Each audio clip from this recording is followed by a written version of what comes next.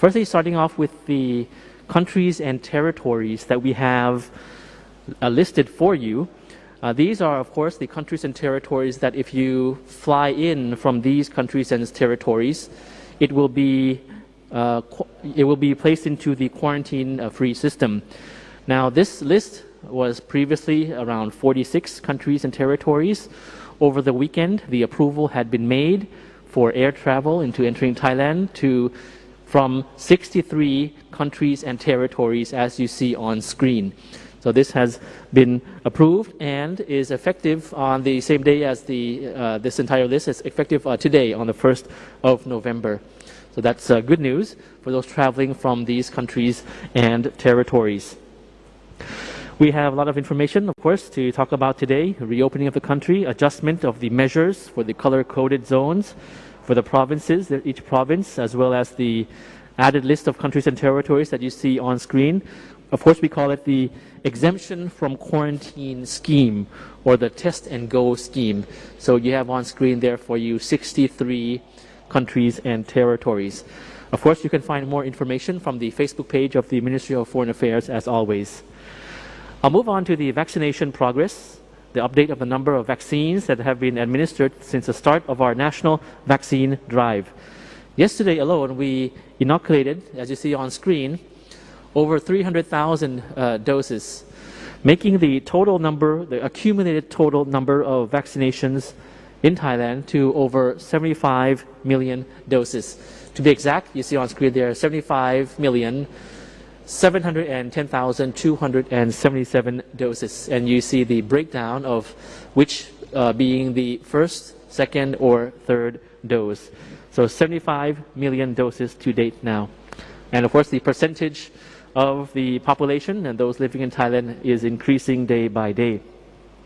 For the general situation, we have 8,165 new confirmed cases. You see that in the infographic on screen in the blue box on the left, as compared to the new recoveries, which is higher than the number of new confirmed cases for today. New recoveries, we have 9,574. Active cases still being treated at the moment is now way below 100,000. To be exact, it is 99,227. We have 55 fatalities, which is around, the fatality rate now is around 1% now. For the issue on zone adjustment, which we recapped briefly on Friday, starting today, there are now remaining 7 provinces in the dark red zone, or the maximum controlled and strict zone, and you have the breakdown of each province there on screen for you. The 7 provinces still remaining in the maximum and strict controlled zone are namely Chantaburi, Nakhon Sri Thammarat, Narathiwas, Pattani, Yala, and Songkhla. So a number of them are the provinces in the south, the southern border provinces. And we had touched on that about the situation in the southern part of Thailand, which remains of concern. For the red zone or maximum control zone, we have now 38 provinces. For the controlled zones, we have 23 provinces. You can look at the infographic on screen there.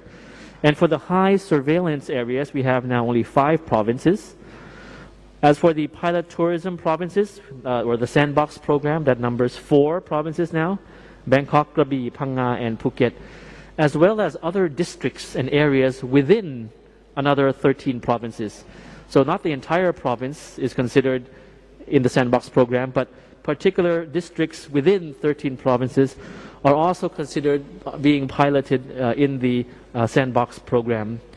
And within these indicated areas, the food and beverage consumption within restaurants is allowed. Upon the instruction of the CCSA, the Provincial Communicable Disease Control Committees will issue further area-specific instructions. Now, the aforementioned 17 provinces, meaning the pilot program, have convened and discussed with the Ministry of Public Health, Interior Ministry, and BMA, Bangkok, and agreed on principle upon common guidelines, such as alcohol consumption in hotels and restaurants that meet the SHA standard is permitted before 9 p.m. in Bangkok and is locally instructed in other areas, with a maximum cap of consumption up to 11 p.m. And all pilot tourism areas are tasked by the authorities to inspect the compliance of public health measures with a view to improving from the SHA or SHA Plus by expediting vaccination program for workers in the service sector and strengthening public health measures for those using the services.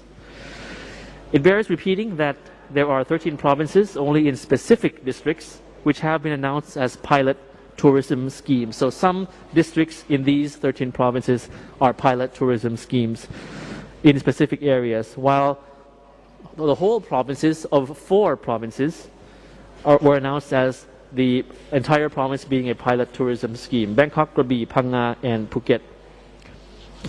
So again, I'd like to emphasize that the measures for the maximum control and strict zones, including no gathering of more than 50 people, theaters and other entertainment venues can operate with more than 50% of audiences in closed venues and no more than 75% of audiences in open venues. Sports venues are allowed to open until 2200 hours. Now, I'd like to move on to the transitioning to the Thailand Pass. As some of you may already know, the Thailand Pass system has already been launched at 9 a.m. this morning on the 1st of November. This means that all travelers entering into Thailand starting today will have to register with Thailand Pass. Currently, the Thailand Pass system is available on desktop version only and will be available on mobile version tomorrow. I'd like to quickly go through the FAQs that we have compiled so far, and you see the sheet there, which you can find also on social media. For the time being, those in possession of an approved COE can proceed to enter Thailand as per their eligible schemes, that is to say the Test and Go scheme, Sandbox scheme, or the Alternative Quarantine scheme. For those whose COEs have duly been pre-approved, they need to submit the required documents by the 7th of November. Otherwise, the COEs will automatically be rejected by the system. They will then need to register with Thailand Pass system to enter into Thailand. Travelers are requested to register with the Thailand Pass system at least 7 days prior to their arrival date in Thailand. And should there be any changes in the details registered in the system, the traveler needs to re-register on the system. Note that the Thailand Pass system is open to those traveling to Thailand by air only. So no RT-PCR test result is required for the Thailand Pass system. However, if the traveler is required to provide a negative RT-PCR test result 72 hours prior to traveling to the airport. For those making multiple trips in and out of Thailand, they can register with the Thailand Pass system multiple times. Those traveling as a family are required to register in the system separately as individuals, provided that all of them are age 12 and above. For those under 12, they can be added on to the same registration as that of their parents under the Personal Information Scheme. So just a little clarification on the SHA Plus and AQ hotels. AQ hotels are for those who are eligible to be used as a quarantine site under the AQ scheme, as well as designated venues to wait for the RT-PCR results under the exemption from quarantine scheme. The SHA hotels and accommodation are for those that meet the Amazing Thailand Safety and Health Administration standards and are eligible to be used as a hotel under the Sandbox program, and designated venues to wait for the RT-PCR results under the exemption from quarantine scheme. Travelers will also be required to download the Mochana application. The list of countries in the quarantine exemption scheme is constantly being revised and updated. So if your country or territory is not currently on the 63 name list that I mentioned in the beginning, you are encouraged to partake in the Sandbox program or the AQ program, depending on the vaccination status. And you have a list up there again for you. So just clarification on the one-night requirement. In practice, the exemption scheme simply comes with a one-night stay for testing purposes. We are indeed determined to reopen the country to our friends and family, but are living in new normal times. So for Thailand, that means that we must do it carefully and safely. So the purpose of the one-night reservation booking in an SHA hotel is to ensure the proper RT-PCR test results, which is included in the cost of the hotel booking. So in fact, in many cases, travelers are paying mostly for the RT-PCR test. And once clear, they are free to go. It should not be considered as a one-night quarantine, but a rest stop, and I repeat, rest stop from your long journey to comply with our efforts to ensure everyone, including our travelers, are safe. So just in closing, just to note that it's worth noting that the reopening of Thailand to tourism, both internationally and locally, must be done in strict compliance with the measures that we have thus far, DMHTTA. The reopening must still be in compliance with these measures. And of course, universal prevention measures. This is aimed at protecting ourselves and the ones we love as we are transitioning towards learning to live with COVID-19 under the new normal. And you have an infographic there for you in closing. So thank you very much for your attention, and we'll see you again on Wednesday. สวัสดีครับ ครับขอบพระคุณนะครับท่านณัฐพานุ รบคุณรองอธิบดีกรมสารนิเทศและรองโฆษกกระทรวงการต่างประเทศนะครับ